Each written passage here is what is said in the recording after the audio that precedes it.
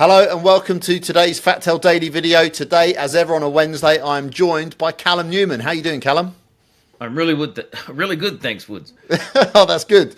Now, you started with a big kaboom in your essay today. You're talking about gold stocks, and they are firing lately. Finally, after what seems like a big period of time, you've had the gold price going up, but the gold stocks have not really been following, but they're starting to move now. Now, you mentioned that the gold stocks have taken a surprisingly long time to fire up despite strong signals from the physical gold prices throughout the year. So what factors do you think are driving this move, and what finally triggered this breakout? That's a really interesting question. I mean, gold has, I guess you could say, bull markets climb a wall of worry. So I presume the market there was worried that the rise in gold was perhaps not going to keep going, but it has kept going. And of course, behind the scenes, I mean, one of the things that has kept the gold stocks back is last year or over the last few years, there's been labour issues, sourcing labour for them, very competitive over in WA because for a while there we had lithium booming, nickel booming, iron ore booming, and that was putting a lot of pressure on the labour market. A lot of those have come away and gold's kept going. A lot of those workers are now available to the gold miners. Oil has, wasn't that long ago that it was threatening 100. It's coming. The steam is coming out of that. Diesel is a big cost for miners. So just all the factors that you would want are coming together for the gold stocks. But to be honest, I can't tell you exactly why now they're starting to scream up, but they are screaming up. All those kind of ingredients have been bubbling away in the background. That's why Brian has been, our colleague, gold specialist Brian, has been saying, look, all the things are pointing towards a gold bull market. But as is the way of markets, they never do exactly what you expect. So it's taken a little bit longer. But if you look at the chart in the article with Regis Resources, for example, I haven't seen the stock rip up like that for a long time. Just straight up for multiple sessions in a row. So really, really encouraging signs. Can you talk about like the momentum behind these moves? Because those charts look, and for those that want to actually have a look at the chart, I've provided the link to Callum's original article below in the description, but they look like a big move. Can that be sustained? Well, no, I mean, they can't keep going straight up. Like in the case of Regis there, I use Westgold as well. In 6 sessions, they just screamed up. So, of course, that's going to moderate and pull back. But the main reason the market is now chasing them is that the gold miners are just making so much money. In Australian dollars, it's over $4,000 an ounce.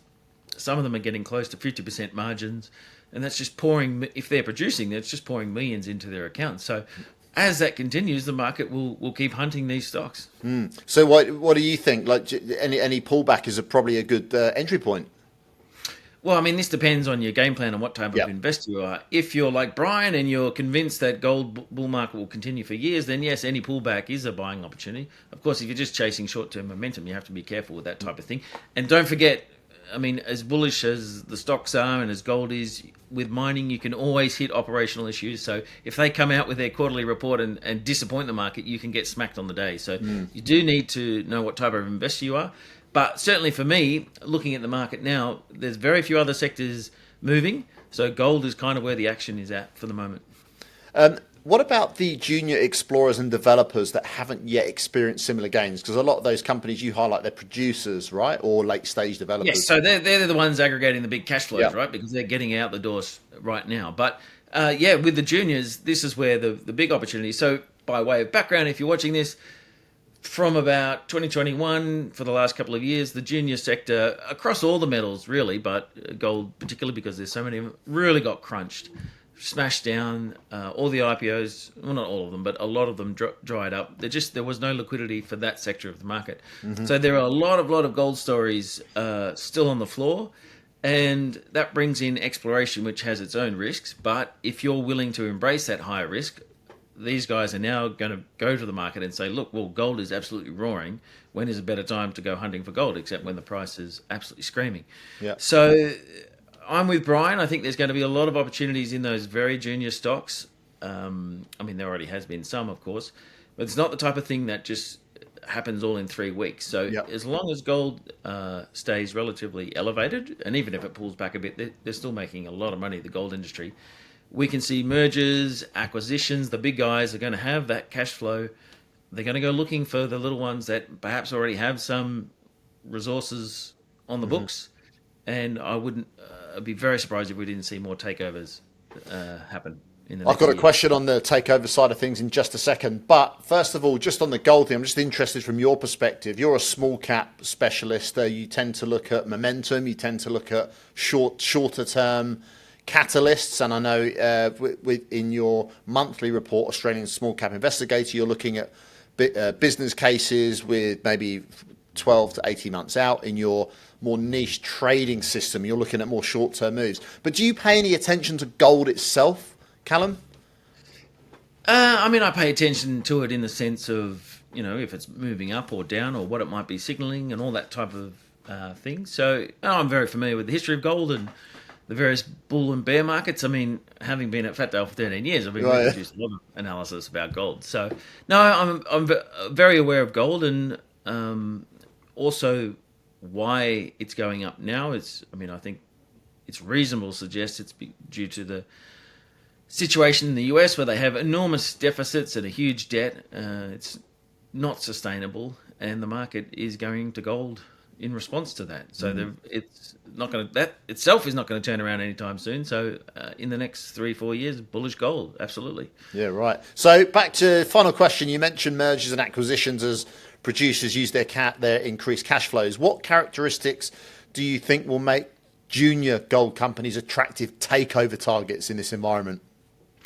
Well, as I alluded to earlier, any company, I'm doing one for my issue this month, going out today, in fact, with lots of either reserves or resources, the different qualification there, but on their books already, or ones that have very prospective tenements, and of course run by people who've been successful before, competent management teams. So there are various ways to do this. It also depends too if you're willing to look either WA, where most of the gold industry is, or if you're happy to go to Africa, which can come, or definitely comes, with a higher geopolitical risk. Yep. Then there's countries like Canada and the US, of course, who have their own gold mining industries.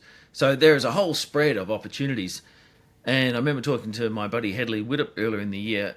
It's possible that the US gold guys come to Australia because Aussie gold miners have had it better than they have over there because we get the currency difference. Because the Aussie dollar's low, our gold prices have been high. It's only now that the the gold industry is really starting to kick into gear. So it's highly likely that they'll come looking in Australia.